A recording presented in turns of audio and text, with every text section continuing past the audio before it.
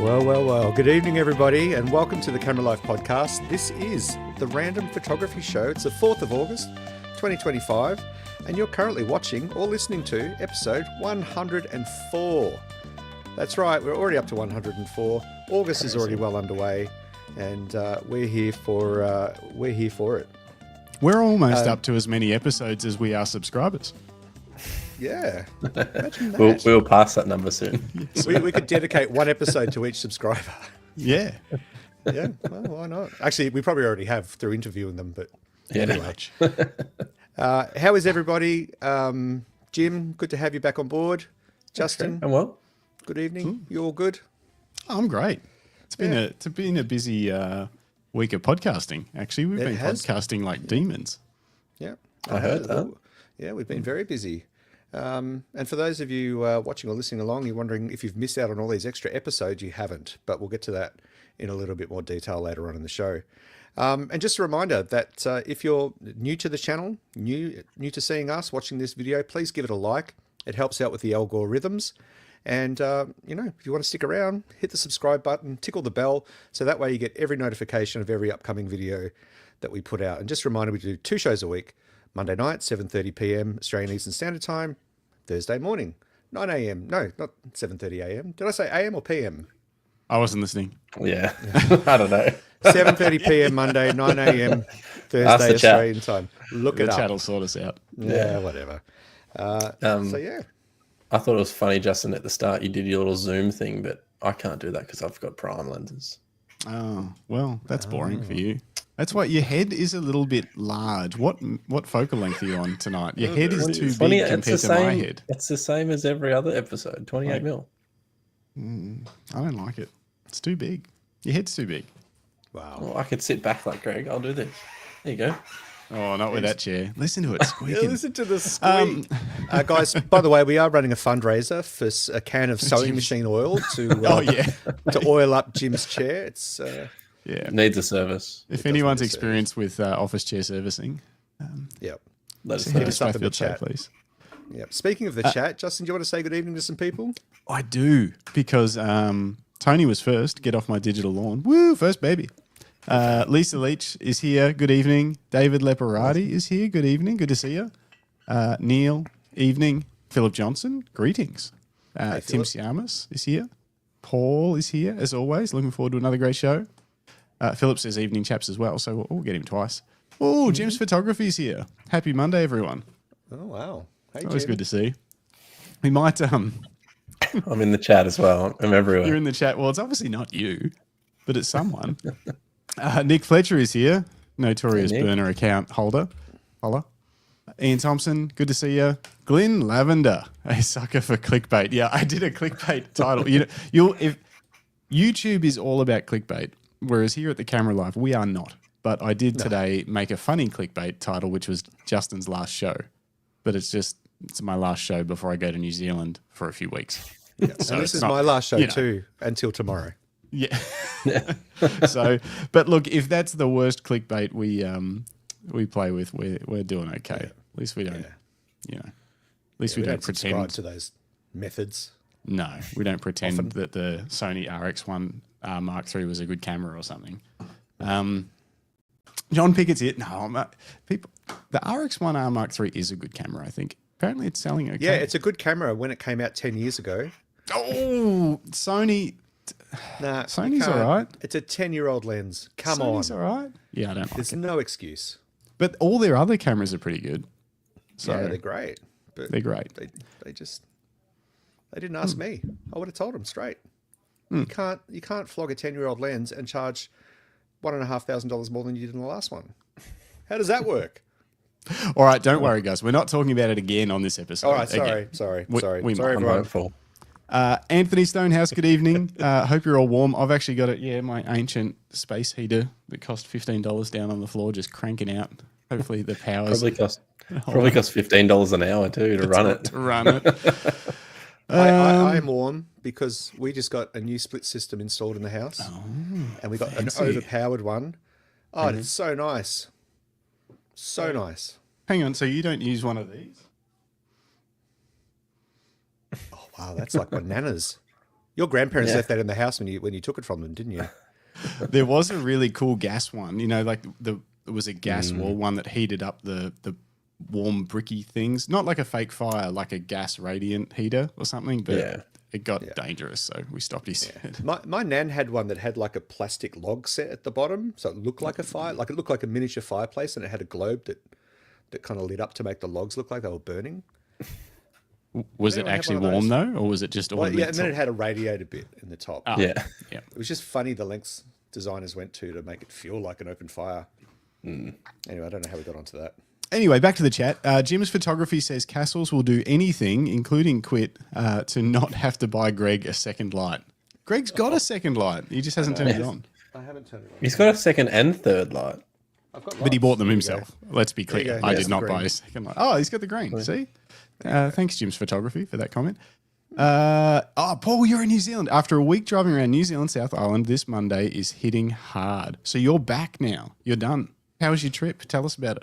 I'll be over there next week. Did you need a 100 to 500, Paul? Yeah, because I'm not taking one. Yeah, good question. But I've got you Grant's decided? 100. I've got his 70 to 200. We'll talk about it briefly. 2.8 later or in the show. F4? F4. Stay in light. Stay in light. Les Oki says, hello all. Hello, Les. Hello. Ernesto Creativo, as always. It's nearly lunchtime in Augsburg. Is that how we pronounce that? Augsburg. And my favorite podcast is running. Yeah, what's it called? I'll give it a listen. Let's Google Maps Augsburg. Let's see where Ernesto is from. Great to have you here. Thank you for calling us your favorite podcast. We love it. Augsburg. Oh look it no, up. the video no good? Les Oki says the video is like watching a crappy lip sync. Are we out of time? Yeah, you are. I don't know if I am am. too. Am Is I? it all of us or just me? Les, tell me. No, it's you. It wouldn't be us. Definitely be you. All that. God, So I'm what was so it? far behind the tape. Augsburg. Yeah, you Google that. I'll keep because Roy says, you know what they say: big head, big camera. Jim probably does have the largest camera, so yep. Wow. Greg Carrick is here. Nev Clark is here. The WA friendly time slot. Tim Siamas, no podcast sessions from the top of a mountain with Starlink. I can't take Starlink over to New Zealand, but I will try and join off my phone or something. We'll see. But I won't be able to talk a lot. I don't think the service will be great. Nah, probably not. The Wi-Fi won't be. Fantastic.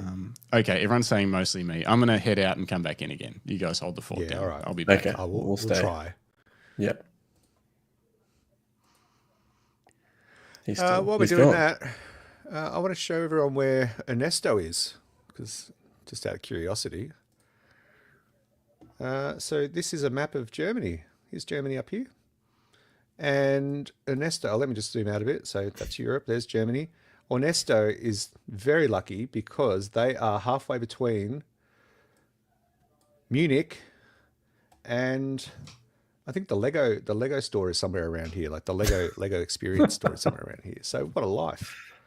Living the dream. I'm sure there's some other nice things around the area too. But Oh, yeah, but this one's important. Anyway. all right, I'm back. Is it any better? Let's do this. You got to talk a bit. Not that. There we go. You got to talk as well. Yeah, talk. Yeah. Slight delay. It's not bad. Was it? I'm talking. Yeah, I think you're right now. It's weird. I don't know what's The going on. internet was Anyway. bad before the show, though. Yeah. Okay. That's pretty much that's everyone except apparently it's a fire hazard to have my heater. It's fine. What else? Mostly Justin, mostly me. Paul says trip was awesome. Clockwise trip from Christchurch via East Coast, Central Goldfields, West Coast, and Glaciers, back via Lewis Pass. Yep, I used the 100, 500, but you need time up your sleeve. For what? Probably to walk back so far. To get away from the subject. Well, yeah. I was watching, I don't know who it was. Someone put out a short video. They were shooting the Wanaka tree that we talked about recently because we've had Brett Wood here and someone posted a picture of it. The picture was gorgeous, but they also did a behind the scenes video of the tree, and it looks like, the photographers there on their own, and then they pan, and there's like 120 people on the shore taking photos of the tree. Yeah, it was crazy. Yeah, I don't think I'll take a photo of that tree. You have to. Ernesto Creativo. Ernesto says Legoland is in Gunzburg. Haha. Gunzburg, what a cool name. Where did you think Legoland was? I said Gunzburg. I'm sure I did. Oh, did you? Okay. Something like that. Tony needs help with the purchase. What do you need help with? That's what we're here for. Yep. We love spending more money, Tony. It'll be his racing sim. So, yeah, probably. He wants to have a fake race car. I just told him to buy a Switch and do the Mario Kart thing like you, Greg. Yeah. But he wants to be like full. Actually, in a couple of weeks, we've got Curtis Graham is joining us on the Thursday show, and he not only shoots cars, like photographs motorsport and all, but he also races his own car. That's really good. Nice. And yeah, every time I speak to him, I've got to rush. I've got to go pick up this thing off Facebook Marketplace. I've got to get rims or an exhaust but yeah, he's a photographer too. It's really cool. That's cool. Anyway, a couple of weeks. Look at that. Tony wants to know, should I get the full hydraulic pedal box? What's the price difference, Tony? Ask the chat.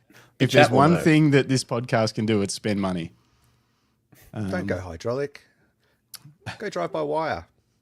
No, you don't get the feel. Paul says, I visited the Wanaka tree just so I could take a wanky selfie. 3 p.m. and about 80 people there, including tour buses. What?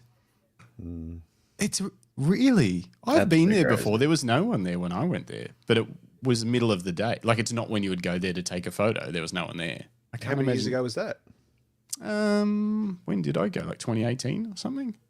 Yeah, well, it was still, everything's boomed since COVID in terms of tourism. But it was still a thing back then. But it just, I think people would have been there maybe at sunrise and sunset. But when I was there, we were just like walking around the lake. But I can't believe it was 3 p.m. and there was 80 people there, including tour buses. Can you swim there? I don't think so. It's winter. It's lake. That would be funny if someone did. Just to like ruin it. Yeah. Yeah, we dare you, Justin. We dare you. Maybe. Case of beer in it for you. You could take your little point of view camera. Yep. Neil says, Wanaka is beautiful. Are you getting out on the mountain bike, Justin? I might do so. We're not taking our bikes, though, because Elena's got an injured wrist, so she can't ride at the moment. So if I do, it would be a quick bike hire, maybe. But we'll probably go back to do a mountain bike trip once Elena can shred again. No, I didn't go there when it was a sapling. Greg. What are we doing on this episode? I don't have much of a plan. We got we got news and rumors to get through and stuff. I've got some viewer comments, but it's been quiet. And do we have a bunch of photos to get through still? We do. So we'll do your images at the end of the show. So that's cool. Is that safe? Is that safe doing it at the end of the show? It's going to be a quick show tonight. We're going to be done by 9. I got to be. An hour and 15. From now. Yeah. Yeah. So, chat, you can direct us anywhere you want. If there's something you want us to talk about, any news, let us know. But we've got a few articles that Greg's been skulking around. But first, I'm going to bring up the only comments. I might read a few from the other week because we got a lot of really nice comments on our 100th episode and we didn't get time to read them out. Yeah, that was cool. There was a heap of comments in the chat that night too. So it was crazy. Yeah. How many was there in that night? 490. Wow. That's actually crazy. Yeah. It was a fun show. It was a fun show. 3 days ago at Calmahank 88. Call me Hank. Oh. You should read these out, Jim. Yeah. I'll just read the names. That seems to be your struggle. Anyway, Calmahank 88 says New Zealand is awesome. It's Canada minus the moose and bears. Looking forward to going back. Yeah, it's like mini Canada, but with no crazy animals that can kill you. What animals does New Zealand have? Sheep. No, yeah, nothing. Goats. No, like wild. Nothing that can kill you, I don't think. Yeah, mountain goats. What else? They have snakes? No. Not the sort of thing you hear about, is it? No. I don't think they have snakes or spiders, do I don't know. They I'm probably making that ship up. them all to us. Yeah. No, I feel like I was watching something the other day that said they don't have a lot of creepy crawlers. Exy says, why is this Justin's last show? It was clickbait, Exy. It's my last show before I go to New Zealand for 3 weeks. So I got you. Sorry. Which you'll also tune in at random points. So Yeah. Exy just bought a new camera today too. What do you get? Got a Leica. Stop. Old school. Nice. Yeah, an old one. Fancy. Film, I assume. He then sent me a photo of the film back and it's covered in mold. So I don't know how good it is. Might need a bit of work there, Exy. A little bit of spray and wipe, bit of Windex. It'll come up a treat.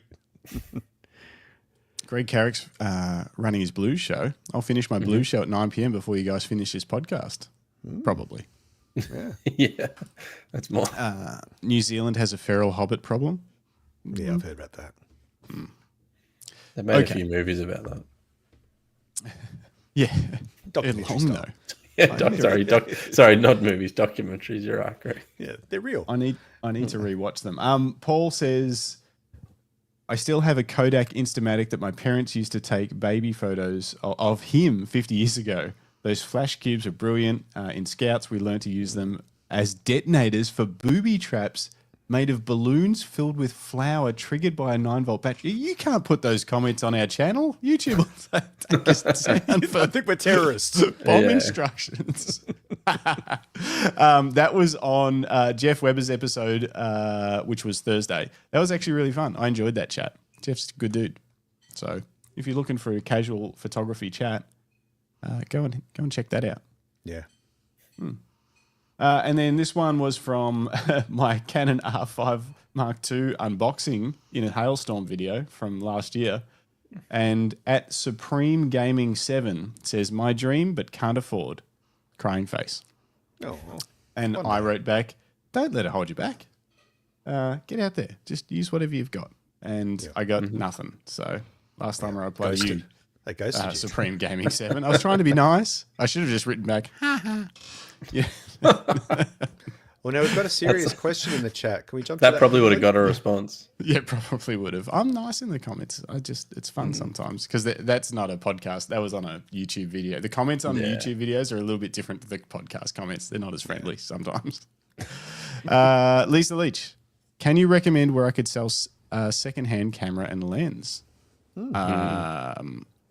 Okay. Yeah, and then Grant's jumped in after that. Yeah, so Camera House, Ted's Camera House? There is no Ted's Camera House. It's just Ted's cameras. Ted's Camera store? Yeah. Ted's. Don't get him confused. Anyway, Big yellow guy.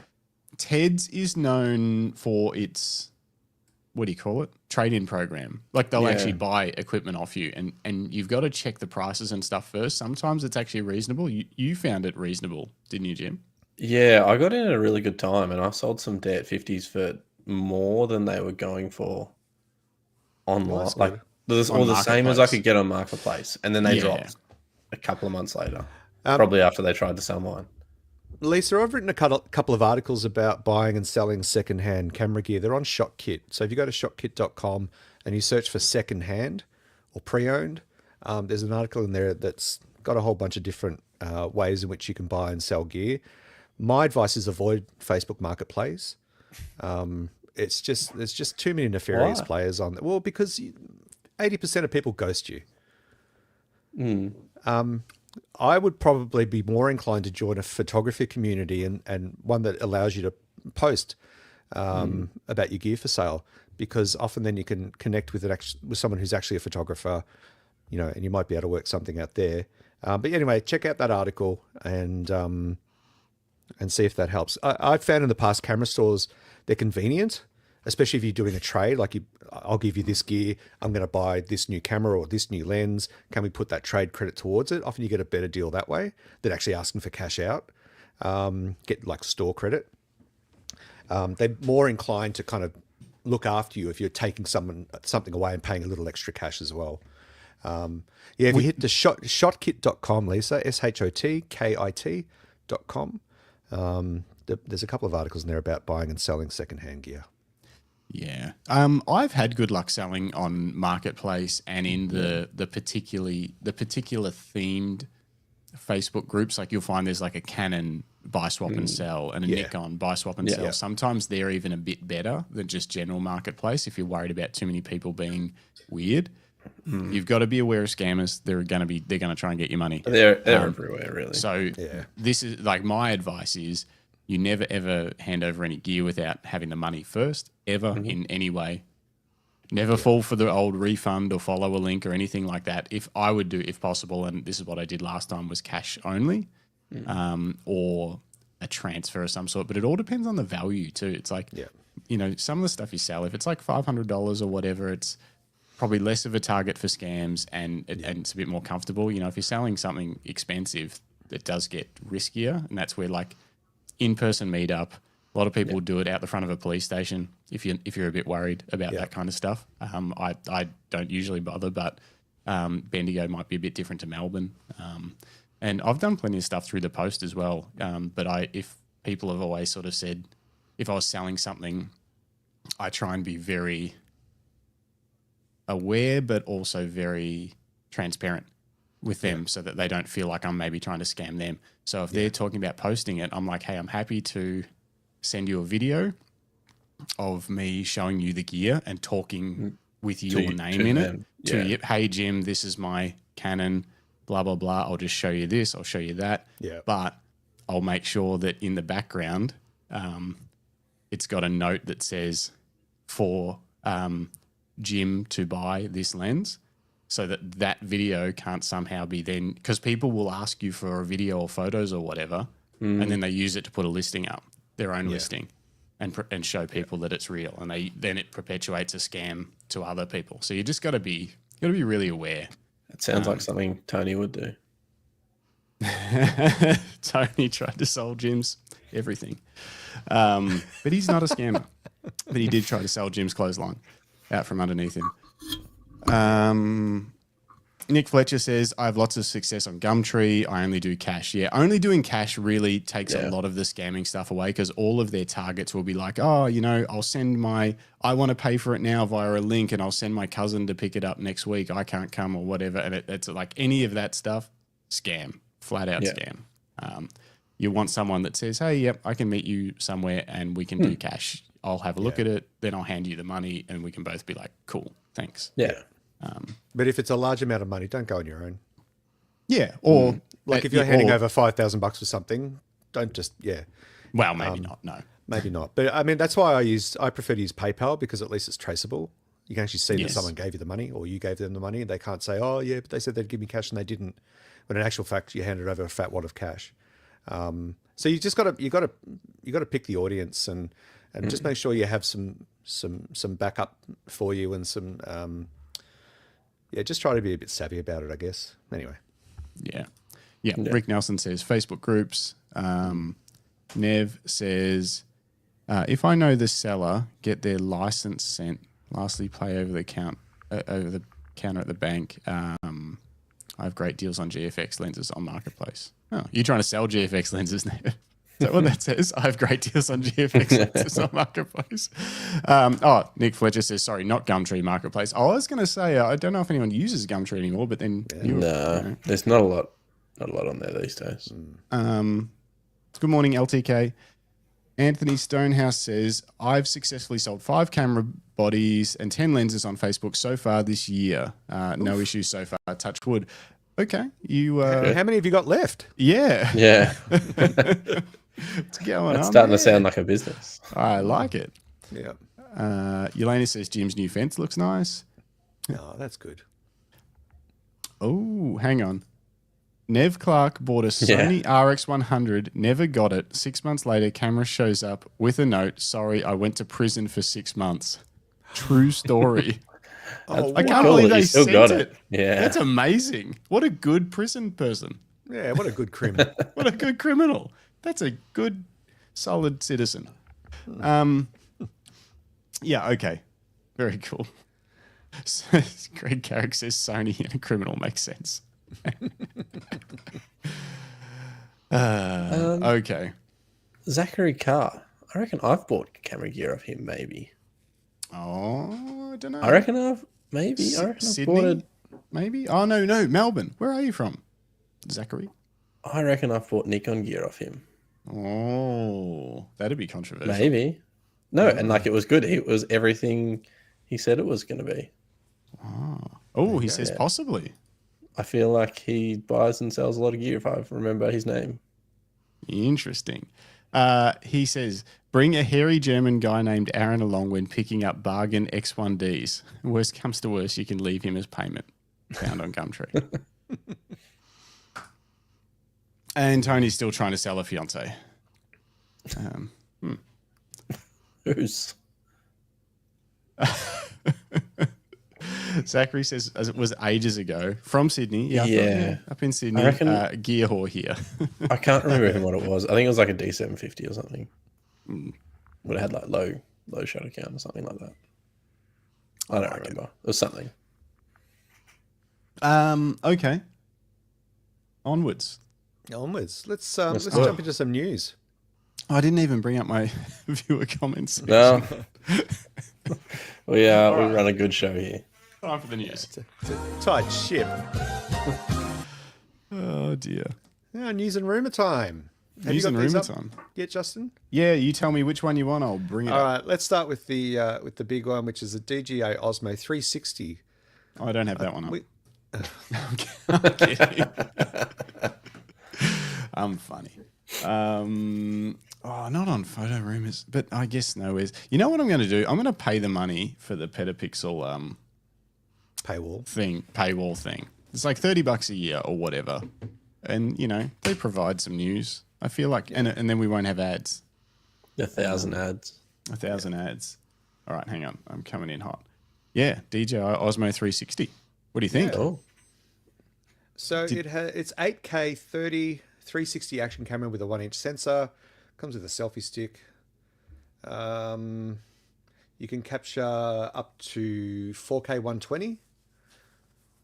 You can get 120 megapixel 360 degree stills.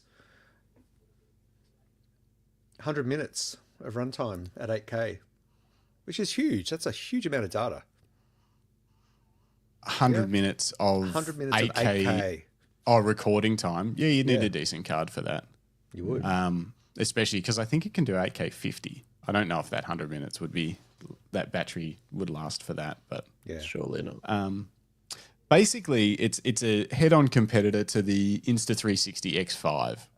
So they haven't had much of a competitor. There's other brands that have played with it. GoPro hasn't made a 360 camera they still make them. They haven't released one for quite a while, which in the action camera world, when they usually release every year an update of some sort to most of these lines. I think the GoPro Max hasn't been updated for, I don't even know. I'm going to find out. Let's find out. GoPro Max release. Yeah, I think I saw some rumblings in the industry around GoPro's going to respond to DJI's new thing with something new and, market share, blah, blah, blah. They're all doing something we got something exciting coming. But these are slick machines. Like they're, if you're looking for something for a holiday, or you're into actions, or you ski, or whatever. So many creative possibilities with something like this. Are you taking your 360 with you, Justin? I am. I got a new handle for it, which I really like. Mm-hmm. Maybe I could. Was in like a selfie type handle? A new selfie stick. Yes, I did. I got it. I'm pretty excited about it. I should go and get it. But it folds because the old one didn't fold, and when you have a selfie stick attached to an Insta360 camera, it's quite long. It's like a long stick. Yeah. So you can't put it in your pocket or anything. And Insta360 unless you got a long pocket. That's right. Quite a long pocket. Anyway, so I'm going to take that. Now, I almost ran out and bought this camera when it was released on Friday because it does have a nice big sensor in it, so it should be pretty decent in low light. Yeah. Mm-hmm. And I almost talked myself into buying it because I'm going to New Zealand for a trip of a lifetime, basically. And why aren't you? Because I've got an Insta360 X3. It works fine. You can do a comparison. This would have a bit better image quality. Tons of people will do a comparison. I was going to do an unboxing video if I bought it. I thought this could be handy because it just come out. But no, I'll do a little unboxing. But I looked at it and I don't know how much use it'll get for me still. I really struggle with the 360 workflow, the post-production workflow. It's slow for me. It's an extra step in the process that you've got to do. I thought it might be fun for POV videos or something like that, because it does. The great thing about this is it does connect straight to my wireless DJI mics, so I can. It just auto connects the same way the the DJI Pocket 3 does that I use now, But basically, I don't think it's a big leap forward in image quality compared to the X5 from Insta360. And I thought, you know what? I've spent enough money lately. The X3 will be fine. I'll get the clips that I need to get. That's not the main purpose of why I'm going over there. So that was that. But I was very close. That JB Hi-Phone Video had them in stock. Oof. And yeah, they've got good specs in terms of they've got 10-bit D-Log color profiles. As I said, mics work straight with it. Yeah. Image stabilization, everything is apparently quite on par with the Insta360 X5. And other than that, it is what it is. It's a top of the range 360 camera. Yeah. Cool. Nice. What else is happening? Sigma is I don't know if they've officially announced it. No, it's a rumor. According to reports, Sigma 12mm 1.4 for APS-C, so it's for Fuji and Sony, and I think also I can't remember what else. Look at the chairs and the traveling chairs. Look at this website. I know. I hate the way they draw on the lenses. And they draw on it's mine. It's mine. And we're here looking at it, but I just can't every time. I can't do it. Anyway, so it's a 12mm f1.4. It's a wide but fast prime lens for Fuji and Sony. So how wide is that? An 18 or 19? Yeah, it's an 18. 18, isn't it? I think so. Yeah, it's 1.5. 1.5. Okay. Yeah. That's enough. Be nice. And lens. it's a 1.4. Like it should be pretty good. But I also then later found out that there's actually 3 primes dropping on the 19th of this month. That is one of them, the 12mm. And the other ones are a 200mm f2 sports lens for Sony and Leica, a 35mm f1.2 art lens for Sony and Leica, and then this 12mm 1.4. So Sigma has been dropping so many lenses lately. Like they did all of the re-releases for the BF camera. So they released that aluminium block Sigma BF camera in black, in matte black and matte silver. And they re-released, I think 7 or 8 of their primes in those 2 new colorways. So you can get the glossy black, or you can get the new matte black, or you can get the matching silver for the BFs. That's massive. If you got the tech there, the and then you can try and get more money. True, yeah, absolutely. But it is a logistical nightmare. Like any extra product SKU that these companies have to deal with, they've got then distributors have to stock all that stuff, and then retailers have to try and stock some of it. They won't stock all of it, but someone will be like, "Oh, I want that one in this glossy black," and they'll be like, "Oh, we've got it in the other ones, but we don't." So it is. I really like that they're doing it because I think it's cool to give people extra options, but I appreciate that it would be quite difficult too. It's not just easy. Yeah. But even with that aside, they've released a whole lot of lenses in the last sort of 6 months. They've really upped their stable of products. So good on them. That's great. The 12mm 1.4 will be available for Canon, I've been told. The Canon APS-C? Yeah. Not the other full frame ones that they're releasing for Leica and Sony E-mount, but the APS-C one, from what I've been told, that 12mm 1.4 will be available for Canon RF. And Nikon. And Nikon, sorry. And like all of the mounts that they usually do for their crop lenses. So do you reckon lens companies are stockpiling like Canon mount lenses for when that technology's usable? No. No? You don't reckon that? I don't know that they would have built them. I'm sure they've designed them. Yeah, they're Oh, probably. sorry, I don't mean. Yeah, sorry, not making them stockpiling, but as in have the. I was like, imagine like a warehouse full of RF Sigma RF lenses. They're like, any day now, we'll be ready to go. Yeah, no, sorry, I mean the design and the the thoughts around it. I reckon they would. When you think about the popularity of the R mount, and that it's clear from the market that a lot of people are begging for non-native R mount lenses. So I wouldn't say begging. Lenses. Oh, I think they should. Begging's a strong word. Anyway, people want to see third-party lenses. Yeah, it doesn't always have to be first-party. Lots of people enjoy buying different lenses for different reasons. So having more choice for consumers is amazing, and I reckon the lens companies would be stupid not to have them ready to go. At least the prototypes, because as soon as that market opens, everyone's going to jump in that to try and get a piece of the pie, aren't they? Yeah, absolutely. Because it's the last. Sorry, Justin. It's the last kind of frontier. Yeah, the last frontier. Last mountain climb and mountain. This just reminded me of this comment that I missed of Grant's before that says, "I sold my Nikon gear and that was the best day of my life. Such a relief to be back on Canon."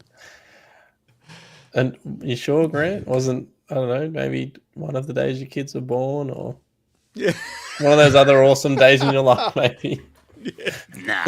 Nah. It was the day I sold my Nikon. Oh dear. What else we got happening?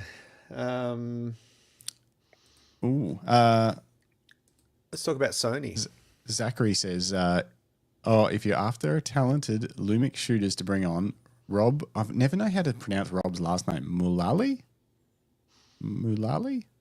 We'll find out when we get him on. Or Simon Kither would be great. I shoot Lumix for work and play, but the talent part is questionable. Yeah, well. Who are they? Rob Mulally? Mulally? I don't know how to pronounce it. I've read it a ton of times. Yeah, who was the second one? Mulally? Simon Kither. Kither. Is he a kisser with a lisp? That's inappropriate, isn't it? Kither. Give you a kith. We'll definitely try and get them on. Maybe you can help us. Put in a good word.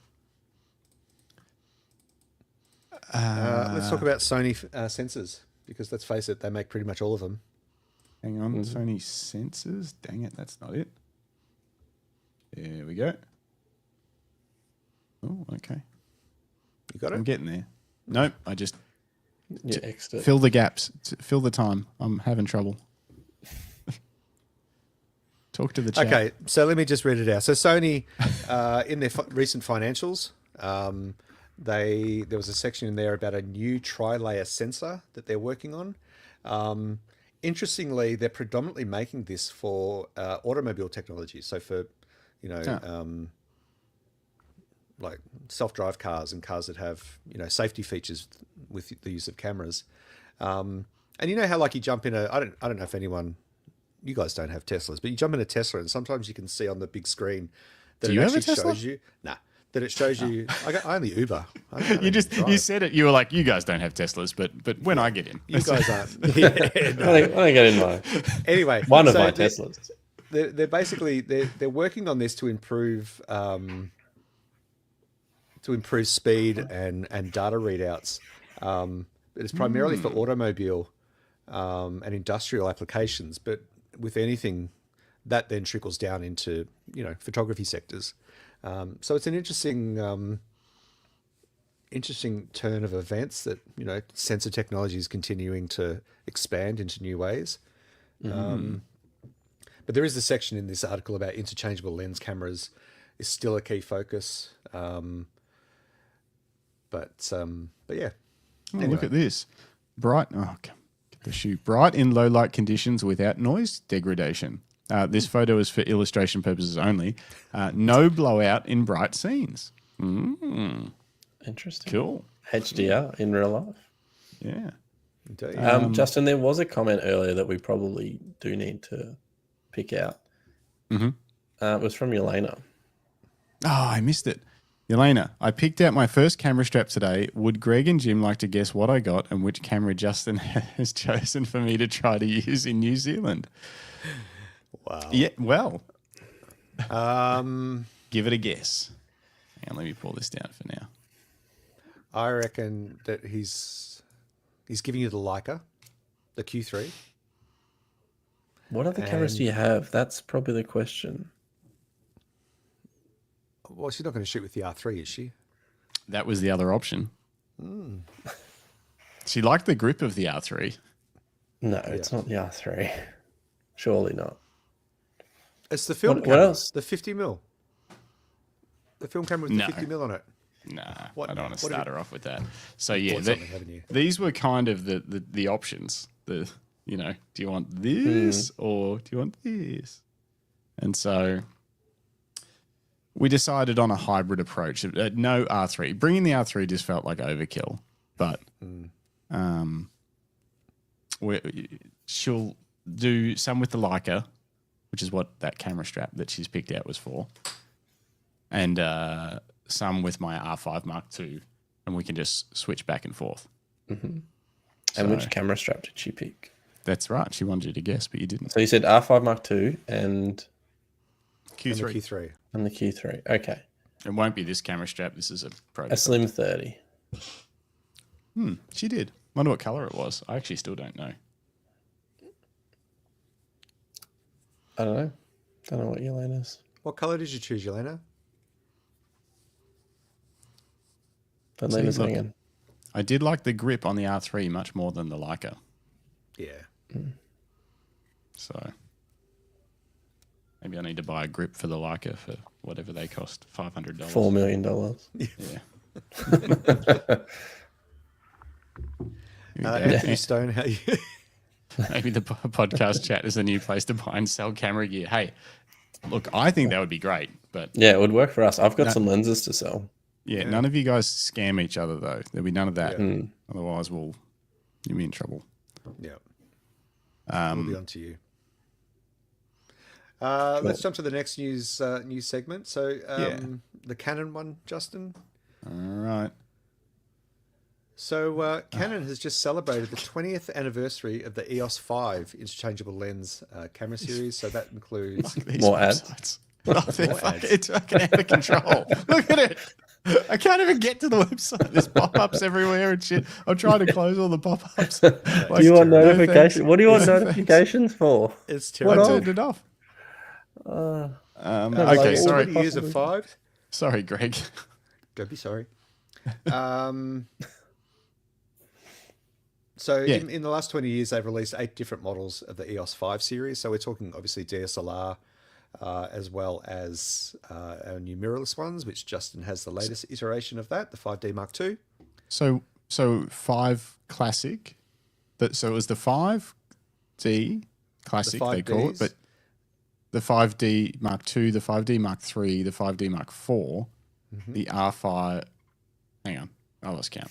The R5 and the R5 Mark II. We've got to do it in chronological order, or there's no prize. No, that was all of them. And that wasn't chronological. There's the EOS 5D. That was the first one, September 2025. 5D Mark II, 5D Mark III. Then it jumped to the 5DS. Oh, I missed the S. And then the 5D-SR. Then the 5D Mark IV. And then we finally launched into the R5 in July of 2020. And then again at the end of last year, the 5D Mark II. Hang on. What about the R5C? 1, 2, 3, 4, 5, 6, 7, 8. Well, they haven't listed that here. I get a prize. There's actually another one. That's weird. That is weird, isn't it? Because I forgot about the S, but then they've forgotten about the C. There's just so many. Well, there is a lot, actually. There's a lot more than I thought. Yeah, okay. Yeah, they have. R5C. Surely that would count as a model, wouldn't it? Well, Cinema model? I think so. Yeah, it counts as a model. Although, is it part of that range, or is it part of the Cine range? No, it doesn't matter. It's an R5C. Like this isn't whether it's Cine or not. This is 5 series R5. Yeah. All right. I'll write a letter of complaint. Oh, thank you. They'll listen. Who put this article out? Leave it with me. Craig from Canon Rumours. You forgot the R5s. Actually, let's see if any of the comments on Canon Rumours are like, oh no one's commented. Okay. You can comment. I could comment. Log in, tell your life. Well, that's cool. Canon's cool. It's all right. Let's jump to the Sony RX1R Mark III. Yes, I like the way they've titled this. So Sony claims that the RX1R3 is in high demand. Look at the graphic they've put behind. I know the article, because this is on Canon scroll down Rumours. scroll down to the video. Talk about clickbait. Go down a little bit further. Look at this guy. Yeah. Yep. So according to the article, there's a little bit of speculation that this isn't the case, but basically Sony is now claiming that the RX1R Mark III that costs $43,000 Australian is in high demand, and that there is already a supply shortage. This claim comes as it sits in stock in a lot of stores, including Amazon. The stock levels haven't moved. I think this is more to do with demand not meeting expectations, and production levels are going to be an issue. I don't think Sony has any idea why they made a camera that uses old parts, costs $5,000, with another recycled sensor, along with using a 10-year-old lens. My point exactly. Maybe they just copied your article. Maybe, yeah, that's true. John Pickett says, easy to have a supply shortage when they've only built 20. Well, that's the thing. So Sony's quote is, we began accepting orders for the camera with integrated lens and accessories, blah, blah, blah, on the 23rd of July. We have received many more orders than we expected, so it may take some time for your product to be delivered. I don't think that's the case. I doubt that they've even started making them. Oh, Greg. Well, they got controversial. Remember when they released it? We questioned this when they released it, because none of the usual influencers and reviewers had copies of it. They just shadow dropped it overnight. No one got to test it. Everyone was shocked. And I wonder if they did that to avoid people saying, hang on, this is a $5,000 10-year-old camera that's just been given a fresh coat of paint. Little else. Oh, no, they did remove the flippy screen. That's a subtraction. That's not an improvement. Sony are never going to come on this podcast, are they? No, they won't. But it's just an interesting statement. You can read into it in different ways, but it will be interesting to see what the sales figures that come out of Japan every quarter. SEPA, is it? They do SEPA. Yeah. To actually see how well this is selling. However, I do know that Sony is doing really well in Chinese markets at the moment. So I would imagine that this might be a popular camera over there. Maybe. We'll never know. In other news? Another black and white film has been launched. We've got a London Film Lab, the last article on the list. Dun, dun, dun. So for those of you that still shoot a little bit of film, or only film, we've talked recently in the Random Photography Show, we've talked about Leica dropped a new one. There was a couple of other brands that dropped new film. This one's called London Film Lab, and it's called Euston 400 black and white slide film. So yet another new entry in the film market, which is great. Interesting. It's a modified version. Sorry. Yep. Yeah, of Rolly's black and white negative stock. Okay. Repurposed into a slide film. That whole repurposing thing, I never fully grasped it. Does that mean that no one is making film anymore? We're just recycling older stuff? No, I think as I think X's tried to explain it a few times, and the great John Umina, who I've got a ton of footage from when I went down to Lumina Labs that I haven't had time to edit yet, but he was explaining how many of the different films are just re-rolled versions of film, maybe treated in a certain way or whatever, but they're not. There's only a few manufacturers that actually make film. Yeah. And then from there, everything just gets kind of dispersed out. It seemed it was like if trying to think of a good example. It's like if you could only buy Carlton Draft and VB. For those of you overseas, they're our beers. They're what we've got. You think it's Foster's, but it's not. It's Carlton Draft and VB. No one in Australia drinks Foster's. No one in Australia drinks Foster's. So it would be like if there's only Carlton Draft and VB, but then there's all these craft beers, but all the craft beer manufacturers are doing is buying Carlton Draft or VB, sprinkling some like citrus in it or something, and then putting a cool label on the repackaged can to make it look crafty. That seems to be kind of what they're doing. Someone, Exy, tell me if I'm wrong. It's a good analogy. Yeah, I think so. It may not be true, but it's cool. Grant says, I've been shooting on Ilford HP5 Plus lately. Keen to see the results. I was torn about whether to take film over to New Zealand. I think it would be so much fun to shoot film over there, but I'm just running out of, like, I don't want to take a million cameras. It's another thing. It's just Everything another take film. thing. You got to think about it. Like, oh, we didn't finish today, and then you got to change a roll halfway through. And then you've got to go through airport security with films that you don't want to get damaged. But I was like, if you were going to do it anywhere, what a place to run around with. But you are going to take, what, 3 or 4 cameras already? 2. Oh, plus the... So, Greg, how do DJI. you not let film not get damaged at an airport? I don't know. I've never done it. I know that Melbourne Airport, actually, up at... I almost called it Tullamarine. That's showing my age. Up at Melbourne Airport, I'm pretty sure they recently introduced something that if you've got film, you can go through a special...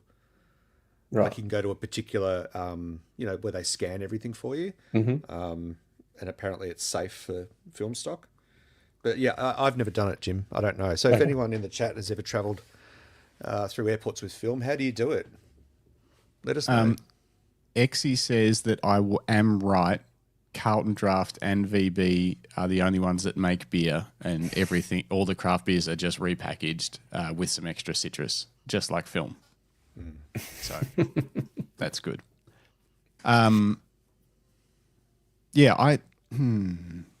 We've had someone on here that asked about the traveling thing with film before, and they just said, you got to avoid it going through the scanner that's the key. You just got to ask for it to be hand checked or whatever. Yep. And then sometimes they still end up putting it through. Yeah. Was it Joel? Maybe Joel told us. Joel, yeah. I think I've asked Joel and anyone else that comes on with film. I've asked because I've never done it. Mm-hmm. Yeah. Exy says ask them to hand check. Yeah. Cool. Well, this is a good question. What are your thoughts on specific camera gear insurance? Have any of you had any dramas? Well, before I'll get Jim to run over, because Jim's had dramas, but before I get him to run over that, I literally just redid my insurance today. So nice. I can tell you exactly what I did. I went through, hang on. I'll pull it up. Has it got any of my information? No, I can pull that up. I just like, has it got like my personal information on there or something? Just pull it up on the internet. This is the company that I used. If I can find it. Did you use the same people that? No, I couldn't be bothered. So it was this place. Hang on, that's not going to show you. Why won't it show you the name? It's AON.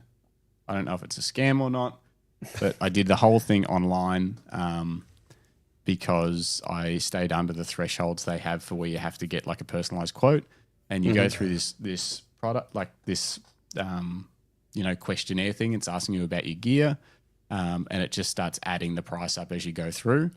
It says it's covered worldwide for for theft and everything. I haven't looked into the policy a ton, so don't take my word for it. But I got it for public liability and international travel. It's for work and everything, so you can get it as a private person or for a business. It's fine. So this site is specifically for camera gear.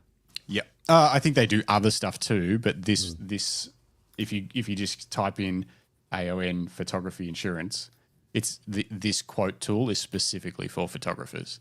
They have other industries on there as well. Yeah, but you can go through this quote tool because I just use my home contents insurance, and you listed specific items.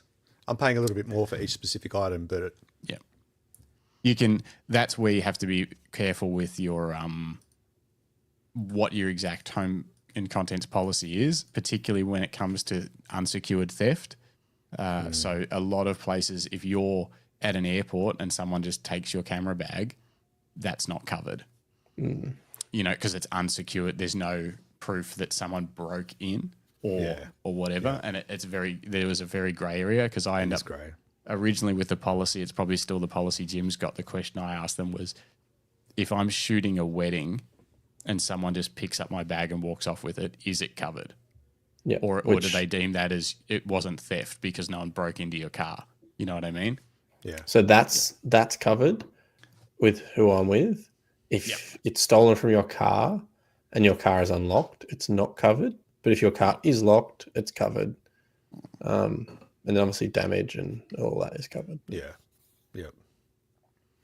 Yeah. And haven't had any dramas. I've claimed 2 lenses on it a few years ago that were dropped. Got one of them over here. Yeah. And it worked? Like you got... How did that unfold, Jim? So some lenses were damaged. Rang them up or emailed them or whatever. Had to get a quote to say that the lenses couldn't be fixed. A bit of glass missing. And then they've obviously got... I was just expecting them to pay me out. And then they wouldn't do that because they've got a deal with the camera stores. Okay. So they said you can spend that retail on a new lens. I think it was with Michaels or something. And I said, well, no, that's right. They were going to just replace the lens. And I said, well, I don't want that same lens. It's the 135 1.8 Sigma. And I wanted to upgrade to the Nikon 105 1.4. So, yep. And they were okay with that? Yeah. I tried to get paid out because then I could have just bought it, but wherever I wanted, but they wouldn't do it. So basically, you just went into your camera store and it was all sort of organised by the insurance company for them just to give you a lens? Yeah. I just went to my local camera house and they sort of said, yes, this is definitely unrepairable. Yep. Oh, as in for the, and then you had to get but you had to get the lens not from a camera house or something, didn't you? I think it was from Michaels or something. It was whoever they had like an account with. They obviously get a deal. They get deals and stuff. Yeah, for sure. Yeah, I think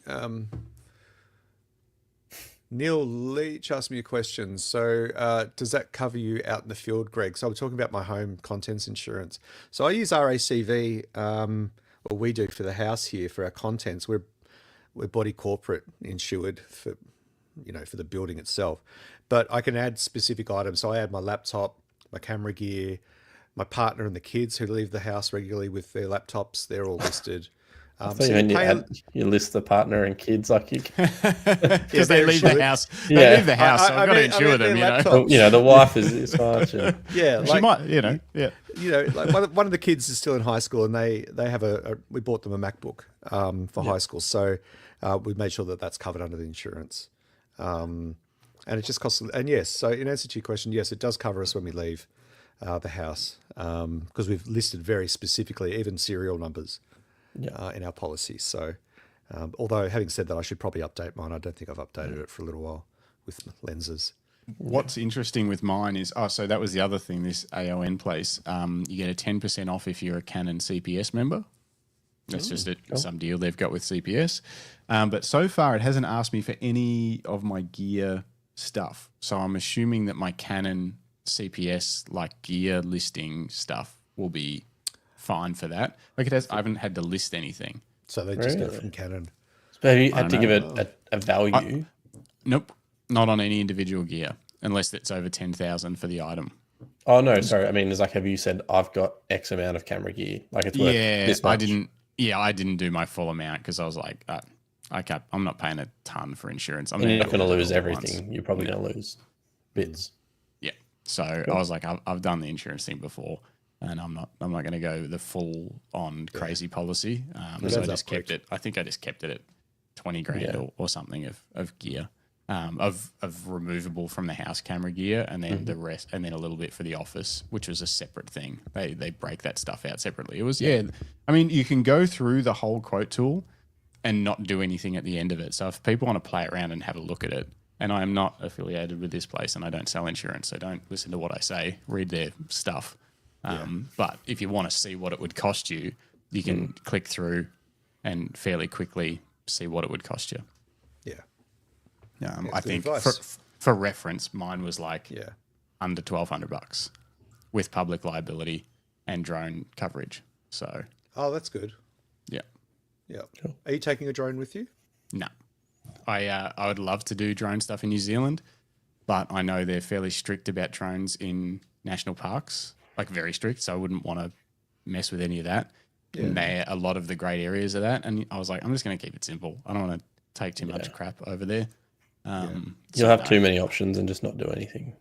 Look, I'll potentially regret it because I'm sure we'll go to some cool places and drone footage would look amazing. But I also don't like the stress of wondering, is someone going to come out and yell at me for flying a drone here or whatever? So I'm just going to take it off the table completely. Yeah. So it's an extra layer of research you've got to do and understand, and compliance and all that stuff, So yeah, that's right. I just decided now. Well, hopefully this isn't your last trip to New Zealand. You can always go back. It won't be. It won't be. So I guess we were just talking about traveling with gear, so we don't really have to talk about that.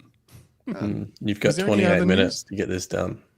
Oh, has it been an hour already? Damn, we gotta. Okay, let's just hustle through to get to your images and what's in the box. Okay. Les says drones were almost non-existent in our 5 weeks in New Zealand in April. You mean as you didn't see any? Because I think that's because they're very limited in where you're allowed to fly them over there. So most of the great places you can't fly them anyway. I haven't done a lot of research, but that's what I'm led to believe. Yeah. All right. To talk about traveling with gear, or do you think we've covered that? Look, I feel like let's talk about what you're taking. What list it off? What are you taking? Okay, so taking the Leica Q3 for Elena, and because it's a beginner's camera, and the Canon R5 Mark II for me, and we'll switch back and forth. And I'm taking the 16 to 28 2.8, the 28 to 70 2.8, Grant 70 to 200 f4 because you can just borrow people's gear if you don't have it yourself. Because it's nice and light. My 2.8 is a bit heavier, and I won't need 2.8 over there. And I've got that's all I can take in my hand luggage, but I've got the 20mm 1.4 on standby in that case that you sent stuff up in, Greg, that little hard case thing. And I'm like, mate, what if there's an Aurora? That'd be cool. That'd be cool. So I'd be pretty pissed. Just put it in your pocket. Yeah, I probably could. Just load your body up with stuff and then unload it once you go through wherever they're weighing you. I probably could. Neil Leach is asking carry-on. Yeah, so most of my stuff will be in carry-on. Elena will carry on the Leica, and I'm not too scared of putting camera gear. I've put it in checked gear because sometimes you're just taking so much you have to check some of it. Kind of sucks. I usually put it in a hard case inside my soft luggage bag. Elena's Grant's using my 7200 2.8 as a doorstop at the moment. Well, that's good. Yeah, whatever works. I'm glad it's useful for you. It's getting used. That's the main thing. Oh, dear. So yeah, that's what I'm taking. I'm trying to keep it simple. I'm taking a GoPro and an Insta360 as it is. That's mainly for when I snowboard. Taking the DJI Osmo Pocket 3 in case I do a few more POV photography videos if I get excited. We'll see. So it's 4 cameras? Yeah, but they don't count as cameras. They're little video things. Is that right? So yeah, 2 cameras. Paul, did you take a drone? Do you do any droning? You take kids on a holiday to gain more carry-on allowance. Yeah, I like that. That's a good strategy. It's a good strategy. All right. What's in the box? Oh, Paul didn't take a drone. No. Yeah, I'm not taking a drone. Hang on. What about tripod? You taking a tripod? I never use tripods, but it's this Aurora thing. I'm like, just take your little tripod foot thing. I wondered that. Manfrotto 50, like that one. Your little Platypod thing would be fine. Yeah, I've got a Platypod, which is like but the weight of that with the ball head, like we've got enough luggage allowance. It's actually not an issue to take a tripod. So I've got it sitting in Elena's suitcase currently. Because I've got to take a snowboard and stuff. She's got a big roller bag. She won't fill it up. She'll have like 10 kilos of luggage. So currently the tripod is in there. It's my smaller tripod. And yeah, I would like to do some night sky photography, especially since Elena wants to take some photos. I set her up with the R5 and she could do some night sky stuff. And you got the car, so you can mobile. Yeah, we can sit in the car, go out and do some night sky stuff. Yeah. It's very convenient. Yeah. Paul says lots of no drone areas in New Zealand. Yeah, that's what I think. Which is good, I think. Please sponsor me a drone. I do have 2 currently, but one of them's teeny tiny. Just get a little mini. Anthony Stonehouse. I did the South Island with 3 primes, 20mm, 35mm, and 65mm. That was a few years ago. Might take some fast zooms now. Yeah, I would like to take my 50 and stuff, but I know I want to stay light and I want to be able to maybe just throw one lens on a camera and go for a hike or something. And yeah, those fast, lightweight 2.8 Canon zooms have been really good. And, you know, I guess you're not just going on this holiday to take photos. You're doing other stuff. No. And, you know, it'd be a good opportunity for you to review how your kit that you take works, what you learn from that, what you do with your kit that, you know, when you've got no choice, well, you make it work, don't you? Yeah. Exactly. You know, there's a lot to gain from that experience and a lot to learn from it that, you know, I don't need a lens for every occasion. This one will actually do fine. Yeah, you'll know for next time. Paul says, I took my travel tripod in checked luggage, thank goodness. Sunrise at 8 a.m, sunset around 5 p.m, and a good deal of golden hour light to play with. Lots of hills, you're in low light situations. Yeah, okay. So it's a good choice on the tripod. Yeah. Sounds smart. Okay. Cool. Les Oakey, 1 fast wide for Astro shots. Yeah, I think I'll take the 20. I'm going to take the 20. Good call. Good call. All right. Let's talk about what's in the box. All right, what's in the box? Whose box? Hang on. That's rude, Jim. Let's start with yours.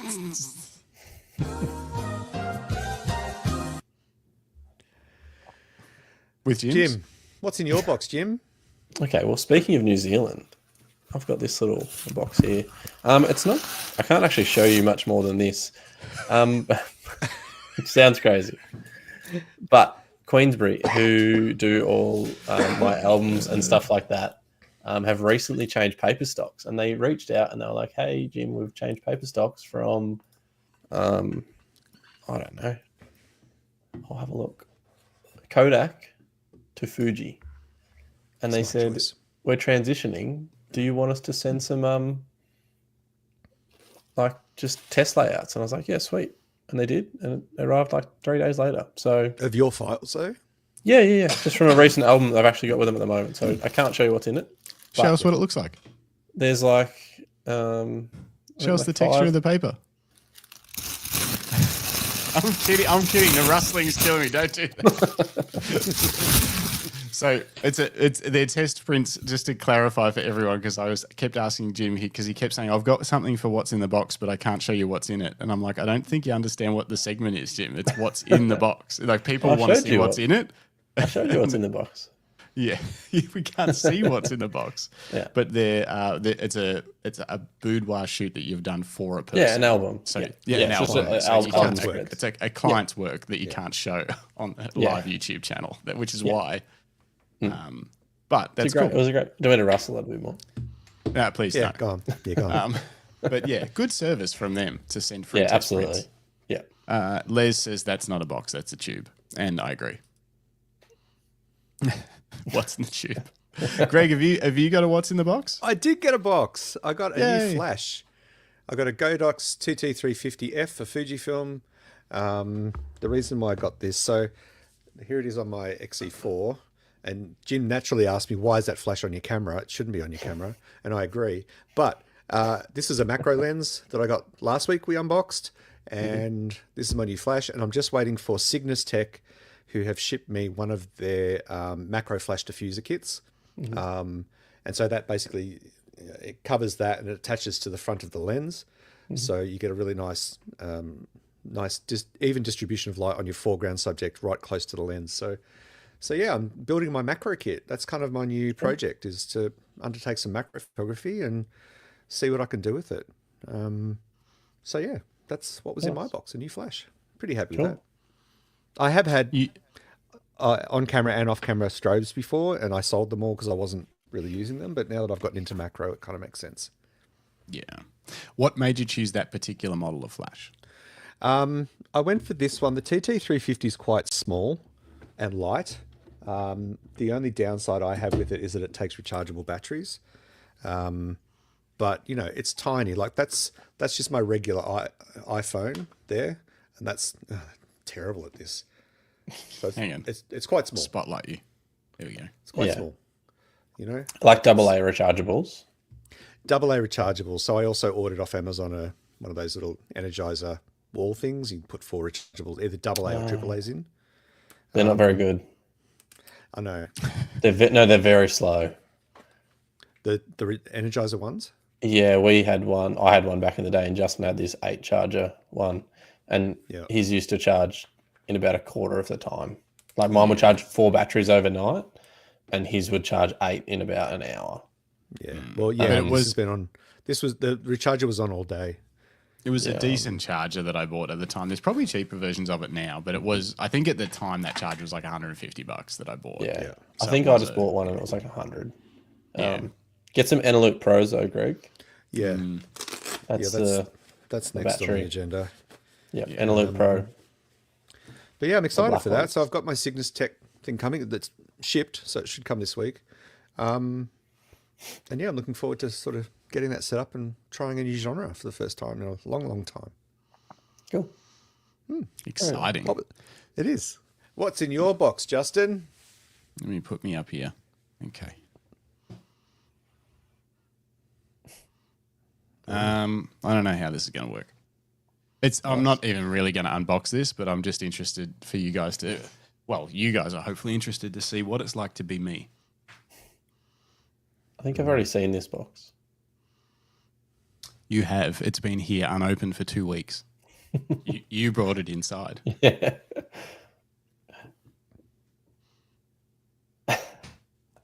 I about 2 weeks ago, Greg, Justin and Yelena were away, and I rang him and I was like, I'll wait for him to introduce it, but I was like, is this supposed to be like on your front?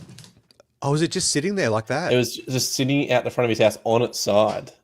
And I was like, oh, maybe Justin's just, I was like, maybe he's already opened it and just thrown it out the front as he's walked out the door. And he's like, no, that's just been delivered apparently. So I put it inside. Service. Yeah, it was literally on its side, not even like near the doorway. It's just in the middle of his front patio. Like inside of the street? Yes. Yeah. Wow. Yeah. And we all know Bendigo's a rough place. Les has got the right comment. What was Les's comment? Now that's a box. That's right. I don't think I can actually unbox this, and I don't know if it's a good idea to do it, but it's my new printer. It does have a picture on the front. That's probably why the guy dropped it on your patio. Yeah. I don't think this is a good idea. No. Yeah, no, leave it. Leave it. Leave it. Yeah. Yeah. We've got 16 minutes of podcast left. Yeah, I know. We're going to get through some images. Yeah, we're not going to get time to look at your website, Jim. No, it's okay. This is riveting television. Riveting viewing. But anyway, if you get anything delivered, don't let it be that guy that delivered it. Yeah. Nice. All right. So we've all had parcels this week. I'm excited to do some printing when I get back from New Zealand of the photos. Yeah, you'll have stuff to print. Yeah, you'll have. Cool. That's right. That'll be exciting for sure. We can have a print party. Yeah. Yep. All right. Do an old school slide night. Do you have the images ready? I do. Cool. All right, let's look at some images. Your images, the photos that you guys have sent in to us, because you're great. Where are they? Image reviews. We've got them in. Just while Justin's piss farting around, that's an Australian saying. Just to remind everyone at home that this is the Camera Life podcast, the random photography show, proudly brought to you by Lucky Straps. Head to luckystraps.com if you're looking for a premium, everlasting leather camera strap. Then head to Lucky Straps. We make the best leather camera straps on the planet. We do. Unequivocally. We do. And they're handmade in Bendigo, Victoria. They sure are. Check them out. There's a whole bunch. And shipped to you for anywhere in the world. There's a whole bunch of them. And different sizes, wrist straps, straps for bigger kits, straps for smaller kits. But we also sell merch, belts, and Valeric gloves for winter. Also, Greg, if you want to do your own unboxing, all the camera straps come in a box. They do. So you could just like us. Yeah. Greg Carrick says they're handmade by virgins. Well, I don't know what to do with that. Yeah, Jim makes all of our straps. I'm pretty sure he's got a daughter, but you know. I don't know how it happened. All right. Let me bring this up. Let's get some images happening. The first one is by the one and only, but also... Oh, hang on. Why is that not working? It's going to glitch. Maybe you've got 13 minutes. Yeah, hang on. It's not liking it. Sometimes StreamYard just won't share Lightroom. I don't know why it does it. It's very frustrating. Let me just quickly... Grant wants you to make sure the segment bar changes. And the music. You got to do.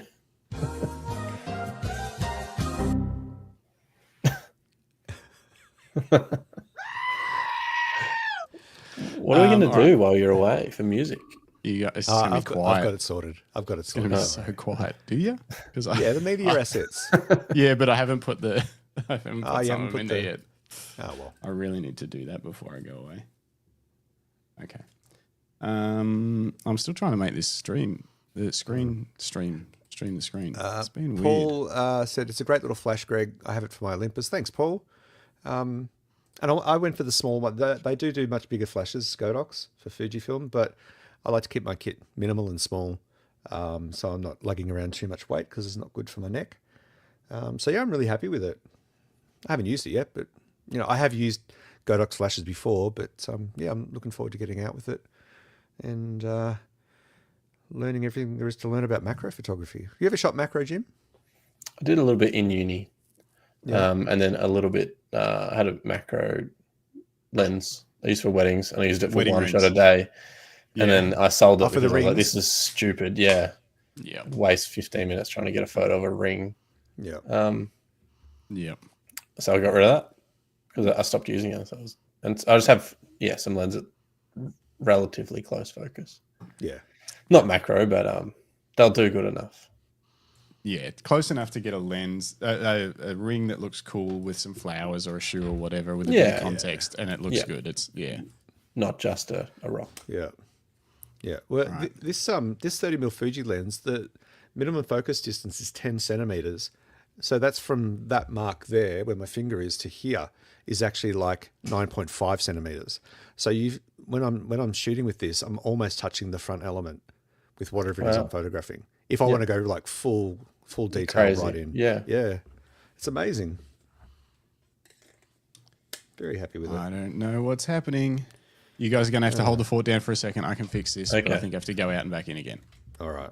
See you later. Dennis Smith, bloody turning my phone on after the 4th flight today and new eggs pop up. Enjoy NZ, mate. My homeland. Have some hokey pokey for me. And some LMP, I reckon, too. What's that? LMP, the greatest soft drink ever created. What flavor is it? I don't remember, Greg. It's LMP flavor. It's a special flavor. What's LNP flavor? I don't know what LNP is. Is it? So it's a New Zealand brand. Yeah. All right. Lemon and Peyroa. It's often shortened to LMP, is a sweet lemon flavored soft drink manufactured in New Zealand. Oh, there you go. Have some It's LMP, popular. Justin. It's popular over there. That's good. All right. I had to go back out, go back in again, but we are here. All right. Cool. Whose is this one? Is this Exy's? I was going to say, if you can guess, that'd be bonus Exy's points shot of for you. Tasmania? No. I have no idea. Was sent in. Most of these were sent in a couple of weeks ago, and I don't think. Let me just check. Is it one of Greg I don't think Carrick's? we've had any more. Exy's asking. If I miss yours, I'm sorry. No, it is the one and only Bruce Moyle, who isn't here with us tonight. Oh, yeah. So great you doing, photo, Bruce? Bruce. Bruce is in New Zealand at the moment. He flew Yeah, out he on is. Sunday. Or Saturday? One of the two. I had a Ferg burger, Lisa, when I was very, very drunk. A lot of people in Grant said Ferg burger, not bad in Queenstown. I don't know. I didn't rate it that much, but it was a long time ago when I was there. When I got it, I needed it, or I might have not made it through the night. It was like, it was everything I wanted. I think I only ate half of it. Everything you needed, sounds like. Everything I needed. Yeah, Gemma and Wombat took me there. So friends, I went to Queenstown with my friend Wombat and at a place called Rhino's Ski Shack. We went in and he saw a woman that he fell in love with. And then we spent 2 or 3 days chasing her around Queenstown. And then that's not creepy. No, she knew. Yeah. wasn't what it sounded like. And then they hit it off, and then they were drinking a lot, and I could not keep up with them at all. So every night that we would go out, and then at like 10 they would tuck me back into bed at the hotel room with a Ferg burger, and then they would go out until like 2 a.m. It was crazy. Then we do it again the next day. Okay, so it was Bruce Moyle. Very nice. David Leparati. Like that. Wow. That's lovely. Very cool.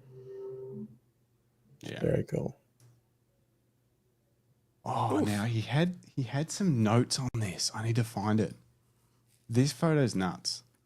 Like, it looks cool. Yeah. Where's his notes? I need to see. A new tab. Oh, Grant sent some in too. And Exy. Perfect. I can always do this stuff at the same time as podcasting. I'll just go. But thank you. Actually, I forgot about yours, Grant. I wanted to make sure we brought yours up too, so that's good. Have we got a Grant shot of the city? Yeah, I think that's what it'll be. Great. Yeah. Cool shot. That's a wicked shot. So there's notes with this one you were saying. Oh, no, that's not it. Dang it, this is some more.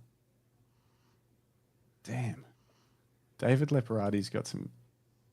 Once again, a very professional podcast.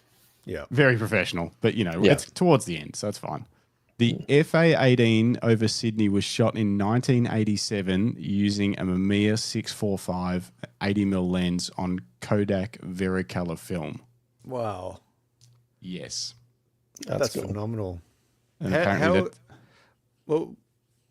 did you get the shot? What was he in? A drone. Drone. Great. Mamiya drone. What? No, I don't know. Yeah. I'm You had guessing me he for a was second there, Jim. From You had another- me for a second. I thought, from God, another how stupid. plane. Of course it was. I assume it was Yeah, from I know. another That's plane. what I'm wondering. Like, what is he in to be able to get that shot? I know it's a, what do you say, 80mm lens. Yeah. So Well, they they wasn't that used- far away from it. Often when the air show's on, they send up another plane with the ones that open the back. And they, Yeah, the and they photographers strap get to you to it, shoot out don't of that. Yeah. Yeah. Yep. The chat's like, It's not what I meant. Rodney Nicholson. A plane? Fuck you all. He was in a hot air balloon. I don't know. I was curious. I was wondering if it was like what Jim said. Next photo. Yeah. Oh dear. Okay, he's in the chat. Thank God. David Leparati says he's flying in the back of an F-18. That is cool as shit. What a cool story. Wow. At any moment, did you contemplate pulling the ejector seat handle? It's like when you stand at the edge of a train platform and you get that tingly feeling that this is bad. It's like that. When you see those handles and you're like, I could pull those. They're just right there, just there. Yeah, they're black and white. Black and yellow. They're really bright. I and want to yellow. touch them. That's an intrusive thought. It is. Like, gotta block it out. Yeah, that's a phenomenal shot. So David did also send through, and I can't remember if we talked about it. He sent through some other shots, which I haven't got loaded into Lightroom at the moment, in regards to Paul's images in episode 100, where he was struggling with the 100 to 500 due to maybe too slow a shutter speeds and possible heat haze. And he sent through some examples here. and showing how sometimes image stabilization can interfere with focus while panning, and sometimes he turns off image stabilization when there's focusing issues to see if that's what's causing the issue, especially if the aircraft's coming at you, I think. So, and there's a few good examples in here. Maybe we'll bring them up in a future show. Yeah. When I've got time to load them in. Oh, David said no. The injection was controlled by the pilot. Dang. Which makes sense. Makes sense. All right. This means I've got Grant's images. Grant's email has been reported as possible phishing message. So that's always good. That's probably from all his YouTube accounts. All his burner accounts. Yeah, exactly. And hang on, I'll bring up a new one for you guys to look at while I do some other stuff. Let's go to Lucinda. Lucinda Goodwin. Cool. What do you guys think? Shot on film or digital? Film. She does both. I reckon it's film. Like a 35mm lens film. Don't know. We're also looking through a screen recording of a screen, so it's easy to tell. Yeah, Jim's right. It's a fairly natural field of view. Let me see if I can make it bigger for you guys.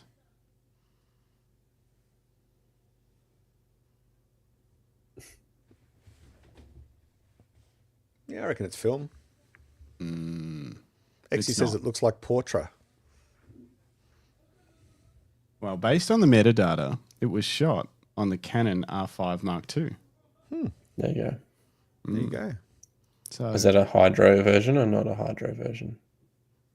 hydro version. One that can go in water. No, they can all go in water, Jim. It's just whether or not they keep working. Pool party verified. And another one from Lucinda is this one, which looks like live performance. It Theatre does. stuff. Theatre. Theatre. Cool.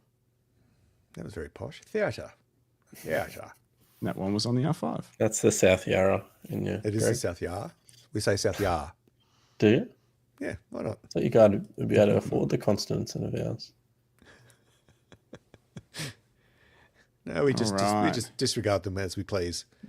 And now for What a is bit of that? a bit of a collection from Nathan CCP, who I don't think I've seen in the chat this week. But I'll just go through. We'll get a bit of a vibe.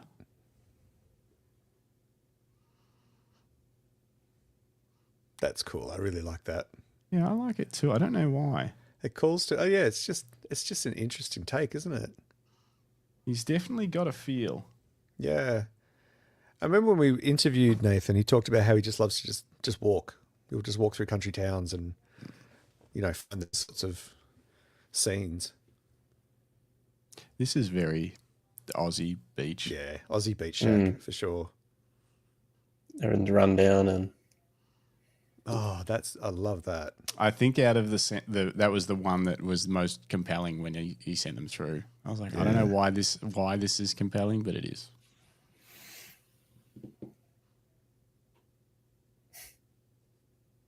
I really like that his work is void of people. Like there's all this sort of abandoned space. Yeah. And I think that really speaks to me a lot. like that. No Yeah, people. that's cool.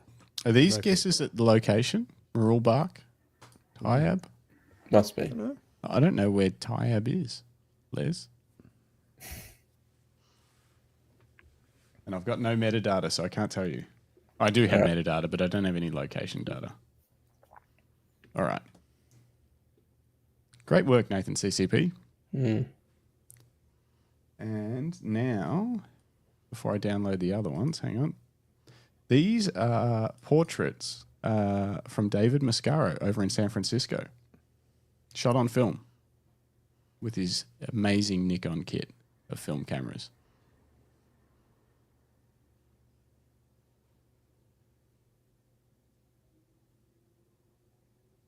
Wow, that's really cool.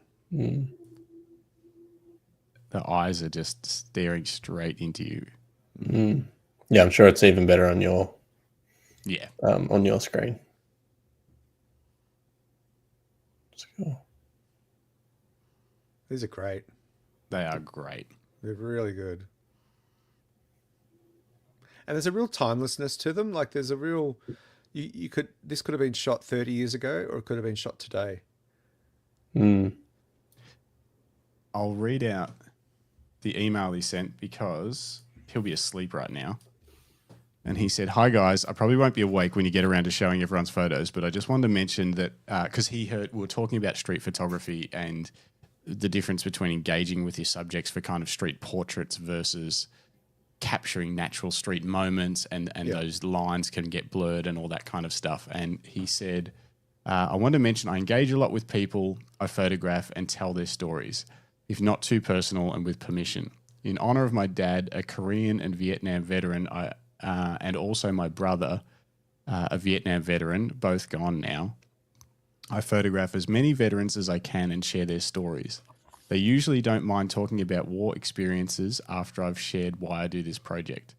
I also do more traditional street scene stuff, nothing that will knock your socks off, but I just enjoy carrying one of those classic Nikons and documenting life on the streets. Thanks, guys. I really enjoy your show." Sent from iPhone. Yeah, great images. I really, really like him. Yeah. He's a master. I'd love to see more of his stuff. Yeah. All right, now I've got to try and get Grant's on here somehow. Greg Carrick has finished his blues show, and he says, "Pull your fingers out." Yeah, look, 3 we're minutes slightly over. behind. The radio runs on schedule, doesn't it? We just wanted you to be able to enjoy it, Greg. Right. Make it a bit longer. All right. Grant says, "Doing street photography like this would be so daunting." Talking to people. Yeah, can be. Yeah, it's not. I don't know. I don't think it'd be as bad as you think, Grant. If you you've got your camera, a bit more confidence with a camera in your hand. Yeah. You just got to start. Start with one person. They'll say no. Yeah. You'll get there. I find it hard too, Grant. I've done a lot of street photography over the years. I'm one of those people that prefer not to ask permission because it changes the scene and the emotion of it. But some of the experiences I've had where I've actually asked permission to do portraits like this is I've just sat down on like the steps at Flinders Street Station in Melbourne, and there'd be a guy sitting there, and I just sit down. I just said, "Do you mind if I sit down next to you?" And I'll sit on the steps, and we'll just start chatting. And he'll ask about the camera in my hand, and I'll say what I do, and I'll ask what he's up to, and then it kind of just evolves. But it certainly takes practice. It's time too. You got to put the time in. Yeah, you got to invest. Yeah, sitting down and saying, "Okay, I'm going to invest 10 minutes of just chatting before trying to take a photo." Yeah, but that might be a worthwhile investment because you then get to capture a unique portrait of someone in the street, and but it is tricky. So this is Grant's shot of Melbourne from last week. I think late last week. Yeah, he snuck down on a little photo expedition. Yeah, because he does have a new young little baby and another child to look after. But he snuck away on the train to Melbourne to get an evening of photography in, and I think this was his favourite photo of the day, from what I can tell. Yeah, I really like it. Yeah. It's almost got I don't know what the colour, why the light and the colour on the bridge and the buildings look so, it looks very natural, but it also looks little bit, it pops a little bit surreal, but it's not like, not unnaturally, like the sky's not overhyped.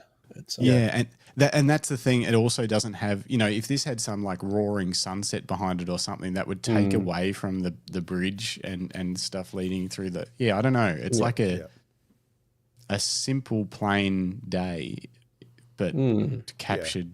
I don't know. And I think he's probably picked one of the best spots in Melbourne. So outside Hamer Hall, looking back across north towards the city. It's a nice compressed view of the city. It's not. I know there's a lot more buildings to the left, and you've got the MCG to the right, but this particular cluster of buildings, it just because it builds a nice peak towards the middle as well. It's really appealing. It brings your eye into it. Yeah. And that sort of peak of building like, the cityscape, then brings the sky into it, and the sky's got such a soft and calming feel to it, doesn't it? How it's just blurry, but Yeah, but not overly, and not distractingly so. Grant says 10-stop Nissi just pulls the colours out. So go buy some Nissi filters. There you go. Grant, I can't tell because you stripped your metadata off your file. Do you have any idea how long the exposure was or what your settings were? Oh, here we go. 20-second exposure. Yeah. That's long. What's on the bottom right-hand side of that bridge? Is that blurry there? No. I think that's just the light on the water. It's the reflection of the light. Are you talking here? Or that's sorry. It looked like another pillar. That white bit when you were zoomed out looked like a pillar. No, and it looked blurry, and I was like, the bridge is like sharp as a tack. No, it literally just looked like a blurry pillar for some reason. Like there was an extra pillar, and I was like, "What's that?" But yeah, it makes sense. That's a reflection. Yeah. What lens was that with, Grant? Why'd you strip your metadata out, Grant? Yeah. What are you hiding? What are you hiding from? He didn't photography even take secrets. He didn't Wasn't a photo, was it? That's AI. Yeah. It's AI. Dang it. Need some chickens. He didn't go to Melbourne. He just went to the pub. ChatGPT. And then made some AI photos. I'm back, Eilish. I had a great time. Yeah. Oh yeah, he borrowed my 15 to 35 that's 2.8, right. which is an exceptional lens, and Grant's going to buy it. Nice. Greg Carrick says AI. It's a cracker of a shot, mate. Really is. Yeah, very nice. All right, a couple of images from Exy. These are film. I'm going to guess so. There's no. Is this one of the metadata, lomography films I gave you, Exy? That looks like that lomography with the purple tinge to it. I don't know if he's still there. We can get in close. Big scans. So interesting.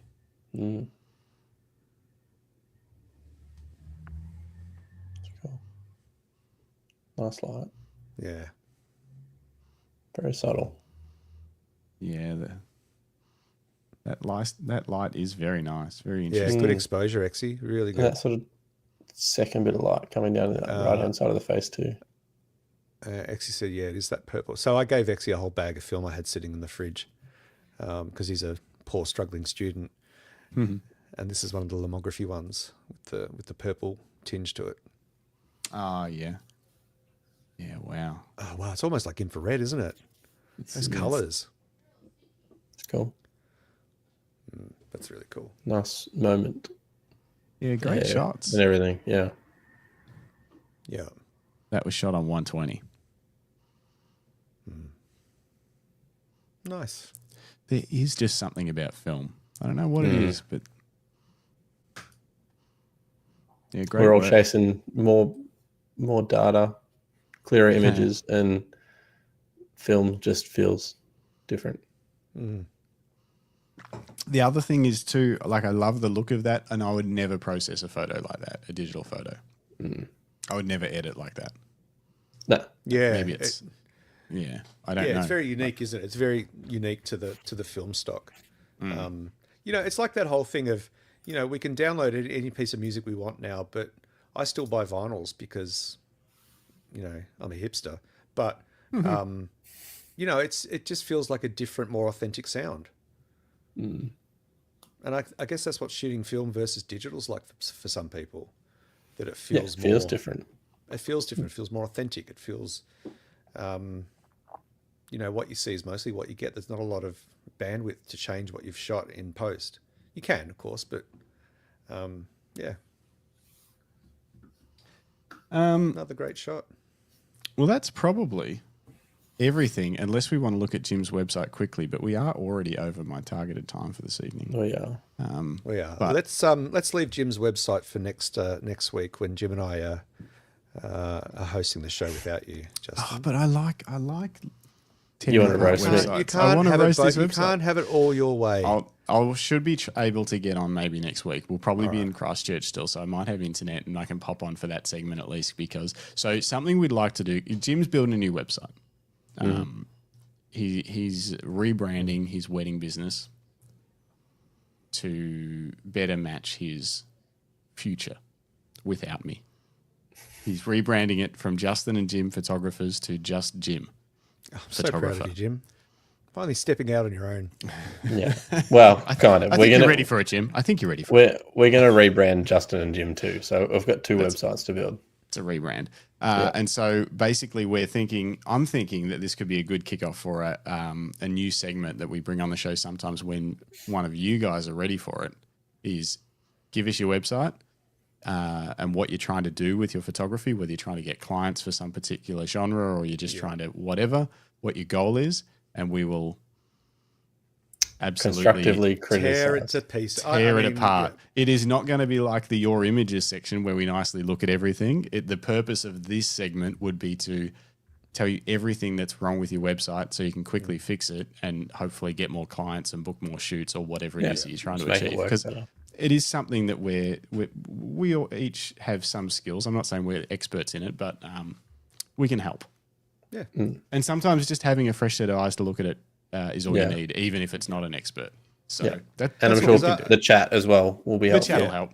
Yeah. And because there's plenty of you out there that love your craft and have been thinking about building a website or at least a place to park some of your images so you can share them with people, even if it's not for client purposes.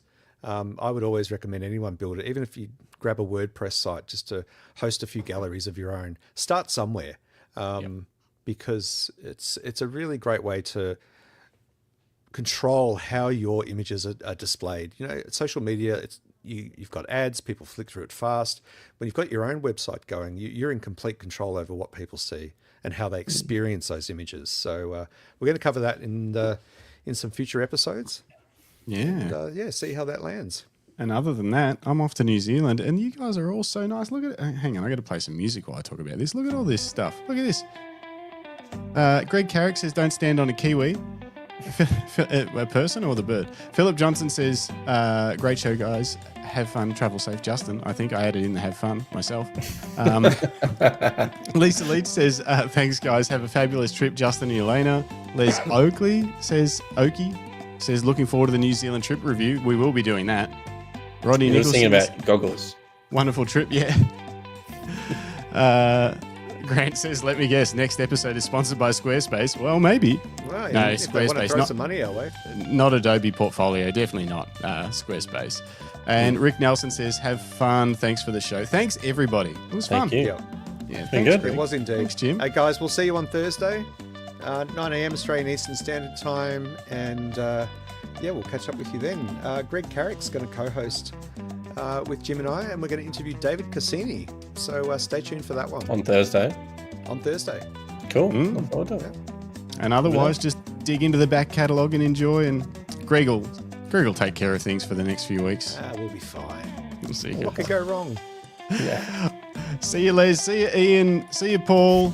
Yes, Anthony, I will take the 20 mil. Yep, I'm taking it. And I'll see you all soon. Do you reckon we'll run on time and finish on time? Hey, we'll see what happens without me here. See what happens. You guys won't even have graphics or music. Anyway, this song's just looping. Yeah. Bye. Bye, guys. See ya.